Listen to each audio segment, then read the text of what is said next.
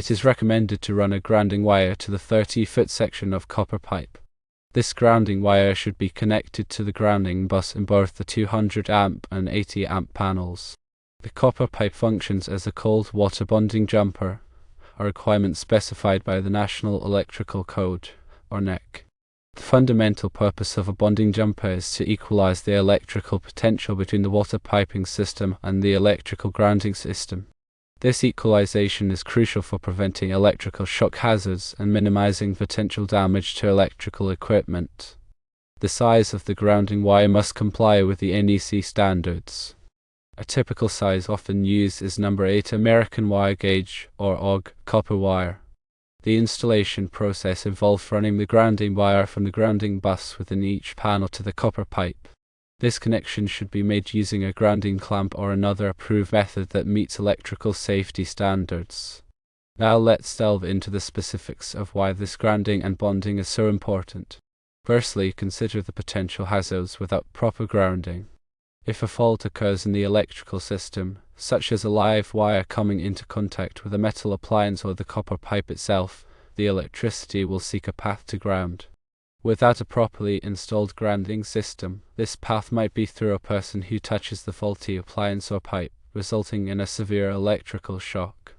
Secondly, bonding helps to ensure that all metallic parts of the electrical system, including the water pipes, are at the same electrical potential. This means that there will be no voltage difference between these parts, which can also prevent electrical shock hazards.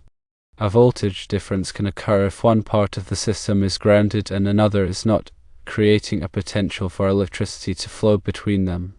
The NEC provides detailed guidelines on how to properly ground and bond electrical systems to minimize these risks. It covers aspects such as the size of the grounding conductors, the methods of connection, and the location of the grounding electrodes. The grounding electrode system typically consists of items like ground rods, metal underground water pipes, and concrete encased electrodes, often referred to as U for grounds. These electrodes are connected to the grounding bus in the electrical panel, which in turn is connected to the neutral conductor of the electrical service. This connection ensures that the electrical system has a reference point for ground, allowing overcurrent protection devices such as circuit breakers and fuses to operate correctly and clear faults quickly. In the case of the copper water pipe, it is considered a supplemental grounding electrode when it is in direct contact with the earth for a certain length. However, because the PVC pipe interrupts the direct connection to earth, the copper pipe needs to be bonded to the grounding system to maintain the electrical continuity and ensure safety. Now let's discuss the specific steps involved in running the grounding wire to the copper pipe. 1. Identify the grounding bus in both the 200 amp main panel and the 80 amp subpanel. The grounding bus is typically a metal bar located inside the panel that is specifically designated for connecting grounding conductors. 2. Select the appropriate size of grounding wire. As mentioned earlier, number 8 AWG copper wire is commonly used, but it is important to consult the NEC to determine the correct size based on the size of the service conductors and the grounding electrode conductor. 3. Prepare the copper pipe for the grounding connection. Clean the surface of the pipe to remove any dirt, corrosion, or paint that could interfere with the electrical connection. 4. Install a grounding clamp on the copper pipe.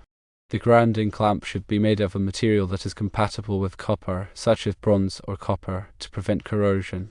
5. Connect the grounding wire to the grounding clamp. Ensure that the connection is secure and that the wire is properly tightened to the clamp. 6. Run the grounding wire from the grounding clamp to the grounding bus in the electrical panel. The wire should be run in a neat and organized manner, and it should be protected from physical damage. 7. Connect the grounding wire to the grounding bus. Again, ensure that the connection is secure and that the wire is properly tightened to the bus. 8. Repeat steps 1 through 7 for both the 200 amp main panel and the 80 amp subpanel. It is crucial to connect the copper pipe to both panels to ensure that the entire electrical system is properly grounded and bonded. 9. After completing the installation, test the grounding system to verify that it is functioning correctly. This can be done using a multimeter to measure the resistance between the copper pipe and the grounding bus in the electrical panel. The resistance should be very low, ideally less than 1 ohm. 10. Document the installation. Keep a record of the size and type of grounding wire used, the location of the grounding connections, and the results of the grounding test. This documentation can be helpful for future maintenance and troubleshooting. In addition to the cold water pipe, other metallic water pipes in the building should also be bonded to the grounding system. This includes hot water pipes, gas pipes, and any other metallic piping that could become energized. Bonding these pipes helps to ensure that all metallic parts of the building's electrical system are at the same electrical potential, further reducing the risk of electrical shock. It is also important to note that the flexible plastic water line that is connected to the fixtures does not provide a grounding path. Plastic is a non-conductive material, so it cannot carry electricity. Therefore, it is essential to ensure that the copper pipe is properly grounded to provide a safe and effective grounding path for the electrical system. Now let's address some common questions and concerns about grounding and bonding copper water pipes. One common question is whether it is necessary to ground the copper pipe if it is already connected to a metallic water service pipe that is buried in the ground. While the metallic water service pipe may provide some grounding, it is not always sufficient to meet the requirement of the NEC.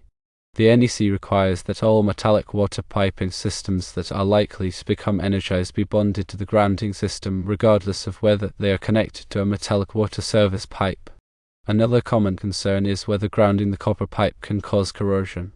While it is true that grounding can sometimes accelerate corrosion, this is typically only a problem in areas with highly corrosive soil or water. In most cases, the benefits of grounding the copper pipe far outweigh the risk of corrosion. To minimize the risk of corrosion, it is important to use grounding clamps and connectors that are made of materials that are compatible with copper, such as bronze or copper. It is also important to ensure that the grounding connections are properly installed and maintained. Another important consideration is the presence of dielectric unions in the water piping system. Dielectric unions are used to prevent galvanic corrosion between dissimilar metals such as copper and steel. However, they also interrupt the electrical continuity of the piping system. If there are dielectric unions in the water piping system, it is important to bond around them to maintain the electrical continuity. This can be done by installing a bonding jumper wire that connects the copper pipe on both sides of the dielectric union. In summary, grounding the 30-foot section of copper pipe is a crucial safety measure that helps to prevent electrical shock hazards and protect electrical equipment. The grounding wire should be connected to the grounding bus in both the 200-amp main panel and the 80-amp subpanel, and it should be sized and installed in accordance with the NEC. By following these guidelines, you can ensure that the electrical system is properly grounded and bonded, providing a safe and reliable electrical supply.